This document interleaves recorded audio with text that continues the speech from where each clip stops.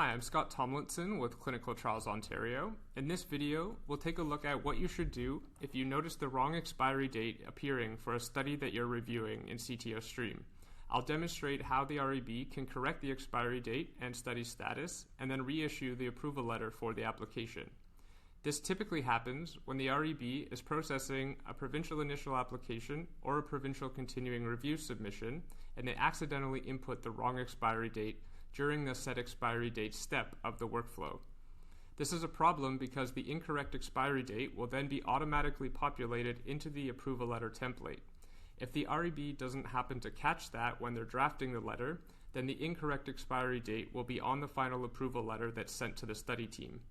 If this does occur, it should be corrected immediately because all of the centers that join that study will get that same expiry date once they're approved in CTO Stream. If the REB does notice, then they should not correct it manually just within the letter itself. Instead, it needs to be corrected by following the steps in this video. So the first step we'll look at is correcting the expiry date, which can be done from the Centers tab, and the same with the study status. Both of these can be corrected from the Centers tab. And then finally, we'll look at reissuing the approval letter for the application. To edit the expiry date, you'll need to go to the project overview page. To get there, you should have the submission open so that you are on the submission timeline page as you see here. On this page are two links which will take you directly to the project overview page. These are the study title at the top of the page and the project ID number just below that. Clicking either link will take you to the project overview page, and from there you can go to the Centers tab.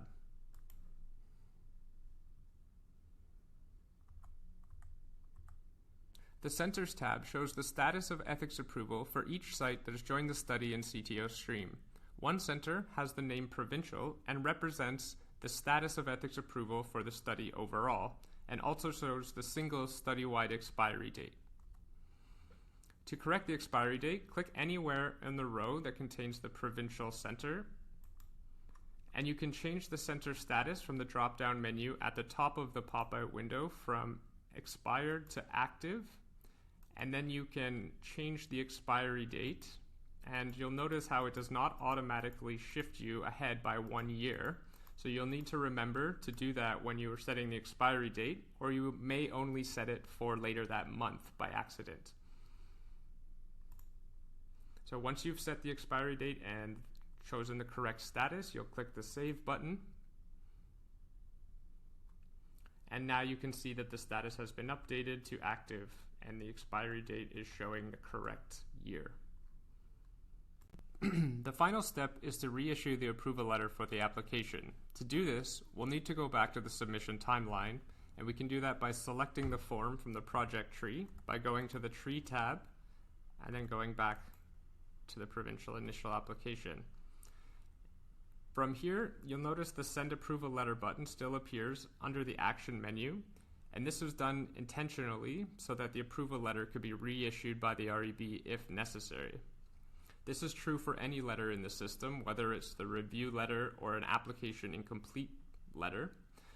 The button to send that letter will remain available for the REB. The final step would be to use the Send Approval Letter button and verify that the correct expiry date appears in the letter. So we can see now that the expiry date is now showing correct. Thanks for watching the video. If you have any questions about CTO Stream or are having any technical issues, visit support.ctontario.ca to submit a help desk ticket. You can visit ctontario.ca for more video tutorials, user guides, quick guides, and tip sheets.